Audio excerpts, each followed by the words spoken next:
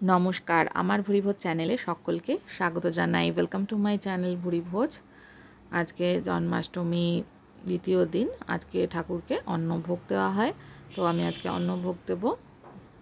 এখানে খিচুড়ি, পাঁচ ভাজা, পোলাও, পনির অনেক রকমের ভোগই তৈরি করেছিলাম। তো আজকে আমি খিচুড়ি আর পাঁচ ভাজার রেসিপিটা শেয়ার করছি। সমান পরিমাণে গোবিন্দভোগ চাল, মুগ ডাল নিতে হবে। 5 রকমের ভাজার জন্য এখানে সবজি কেটে রেখেছি। আলু, বেগুন, পটল, ঢ্যাঁড়স, কাঁকরোল এগুলো কেটে রেখেছি। ভাজা কাঁচা সবজিতে সন্দক লবণ দিয়ে দিচ্ছি। যেহেতু ঠাকুরের ভোগ রান্না করছি, অবশ্যই সন্দক লবণ ব্যবহার করতে হবে। আমি এখানে সন্দক লবণ দিয়ে দিচ্ছি, আর দিয়ে দেবো এর মধ্যে একটু হলুদ গুঁড়ো।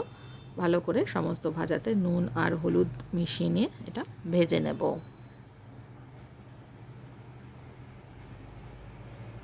যে কোনো সবজি দিয়েই 5 রকমের ভাজা করা যায়। বাড়িতে যা সবজি আছে সেগুলো দিয়েই আমি এখানে 5 ভাজা করলাম। প্রথমে বেগুন আর আলুটাকে ভেজে নেব।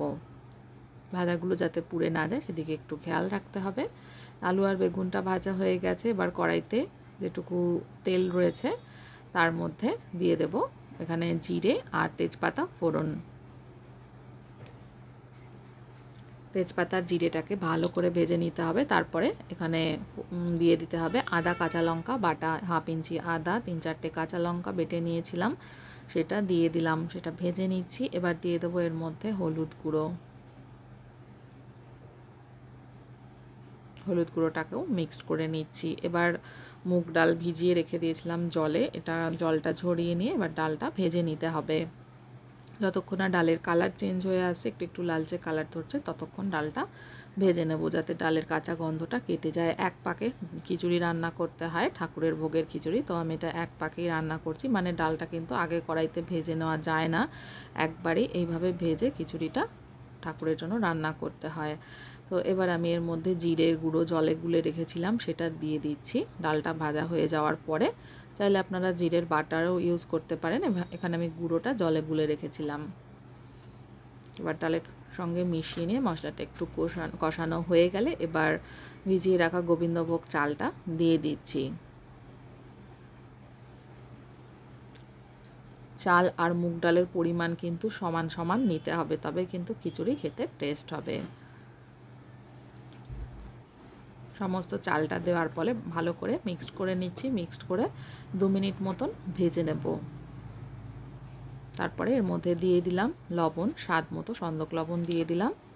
দিয়ে এর মধ্যে দিয়ে ভালো করে মিক্সড করে নিচ্ছি। ভালো করে মিশিয়ে নেওয়ার পরে এর মধ্যে এবার দিয়ে দেব জল। এইভাবে খিচুড়ি রান্না করলে কিন্তু ভীষণই সুস্বাদু হবে ভোগের জন্য। দেখুন এটা ভাজা ভাজা হয়ে এসছে। এবার আমি এর মধ্যে জল অ্যাড করে দিচ্ছি। জল দিয়ে ভালো করে সেদ্ধ করে নেব।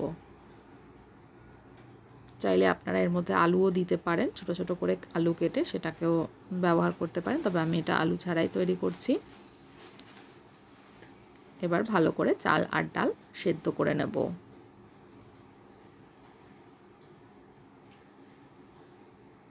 পনেরো মিনিট মতো লাগবে, তাতে কিন্তু এটা সেদ্ধ হয়ে আসবে। এবার এর মধ্যে গরম মশলা গুঁড়োটা জলে গুলে রেখেছিলাম সেটাও দিয়ে দিলাম। দিয়ে একটু ভালো করে ফুটিয়ে নিতে হবে। গরম মশলা গুঁড়োটা দেওয়ার পরে আরও 4-5 মিনিট মতন ফুটিয়ে নেব। এবার আমি শেষে দিয়ে দিচ্ছি এর মধ্যে কিছুটা চিনি। চিনিটাকেও ভালো করে মিক্সড করে নেব। জলটা আরও একটু শুকিয়ে নেব। দেখুন এটা তৈরি হয়ে এসছে। জলটা অনেকটাই টেনে গেছে, এটা তৈরি হয়ে গেছে। আমি গ্যাসটা অফ করে দিয়ে এর মধ্যে বেশ খানিকটা ঘি অ্যাড করে দিলাম। ঘিটা ভালো করে মিক্স করে নিলেই কিন্তু ভোগের খিচুড়ি একদম রেডি। রেসিপিটা দেখার জন্য সকলকে অনেক অনেক ধন্যবাদ। রেসিপিটা ভালো লাগলে আমার চ্যানেলটাকে সাবস্ক্রাইব করতে ভুলবেন না।